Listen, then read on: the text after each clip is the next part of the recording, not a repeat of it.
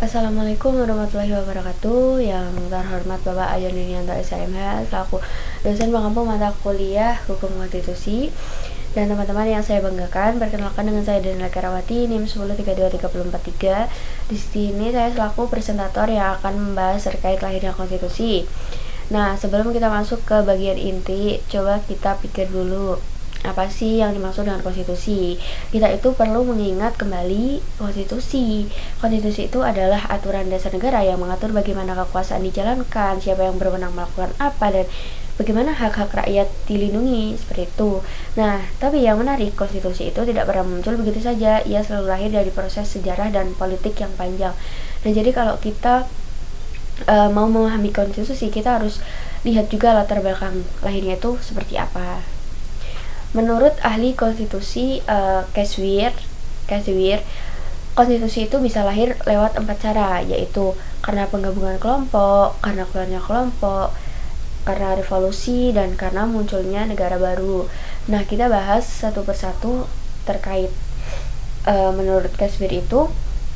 Yang pertama kan ada lahir karena penggabungan kelompok. Konstitusi bisa lahir karena adanya penggabungan kelompok beberapa wilayah atau kelompok yang sepakat untuk bersatu. Nah, contohnya itu Amerika Serikat. Dulu mereka itu 13 koloni yang berdiri sendiri-sendiri. Setelah merdeka dari Inggris, mereka itu sadar butuh satu aturan yang menyatukan semuanya. Nah, maka disusunlah Konstitusi Amerika Serikat tahun 1787 ya, yang masih berlaku sampai sekarang. Nah, kalau lihat di Indonesia, semangat penggabungan ini juga terjadi pasca proklamasi 17 Agustus 1945 ya, di mana berbagai daerah dan bekas kerajaan sepakat membentuk NKRI dengan Undang-Undang 1945 sebagai dasarnya. Nah, jadi Undang-Undang 1945 itu bukan hanya aturan hukum, tapi juga simbol persatuan bangsa, seperti itu. Nah, yang kedua itu terkait lahir karena keluarnya kelompok. Konstitusi bisa lahir karena keluarnya kelompok, satu kelompok dari pemerintahan lama. Biasanya tuh karena ada ketidakadilan atau seperti penindasan politik. Misalnya itu setelah Perang Dunia I, di mana Kekaisaran Austria-Hungaria itu pecah. Negara-negara seperti Cekoslovakia dan Hungaria itu keluar dan menyusun konstitusinya sendiri. Nah, kalau kita hubungkan dengan Indonesia, contohnya itu pada Reformasi 1998, rakyat lewat gerakan mahasiswa seakan keluar dari sistem Orde Baru yang otoriter. Nah, dari situ dilakukan 4 kali amandemen. Jadi di sini kita lihat keluarnya kelompok itu bisa melahirkan konstitusi baru yang lebih demokratis dan tentunya lebih baik dari yang sebelumnya. Yang ketiga itu lahir karena revolusi ya. Revolusi. Konstitusi sering kali lahir dari revolusi, yaitu perubahan besar dalam sistem politik. Contoh yang paling terkenal adalah revolusi Prancis tahun 1789. Nah, revolusi ini menggulingkan raja lalu melahirkan konstitusi yang membawa nilai liberty, equality, dan fraternity. Dari sinilah muncul konsep kedaulatan rakyat. Nah, di Indonesia juga sama.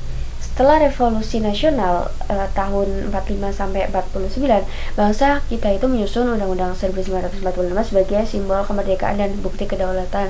Nah, jadi revolusi itu melahirkan konstitusi yang memberi dasar hukum bagi sistem baru yang lebih adil, seperti itu.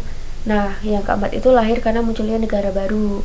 Konstitusi bisa lahir karena munculnya negara baru setelah perang atau biasanya itu penjajahan.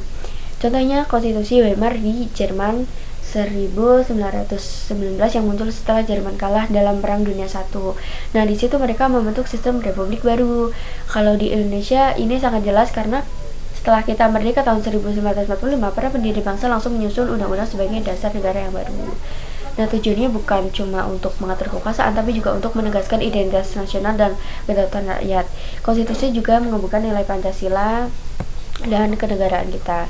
Nah, jadi dari 4 sebab tadi kita bisa simpulkan bahwasannya konstitusi itu lahir dari sejarah, perjuangan, dan keinginan bangsa untuk menata kekuasaan yang sah dan adil, seperti itu. Nah, dalam konteks Indonesia, Undang-Undang 1945 itu merupakan hasil proses panjang kita ya mencari bentuk negara yang sesuai dengan kepribadian bangsa kita. Makanya disebut sebagai living constitution, dokumen yang hidup dan terus berkembang menyesuaikan zaman. Jadi kalau kita pelajari konstitusi, sebenarnya kita sedang mempelajari jiwa bangsa itu sendiri, semangat rakyat yang membentuk dan menghidupkan hukum tertinggi negara, seperti itu. Nah, baik dari pembahasan tadi tentang lahirnya konstitusi, semoga penjelasan ini kita bisa pahami bersama bahwa konstitusi bukan hanya sekedar dokumen hukum, tapi juga cermin sejarah dan semangat kebangsaan. Mungkin itu saja dari saya. Mohon maaf bila mana ada kata yang kurang tertata. Terima kasih. Wassalamualaikum warahmatullahi wabarakatuh.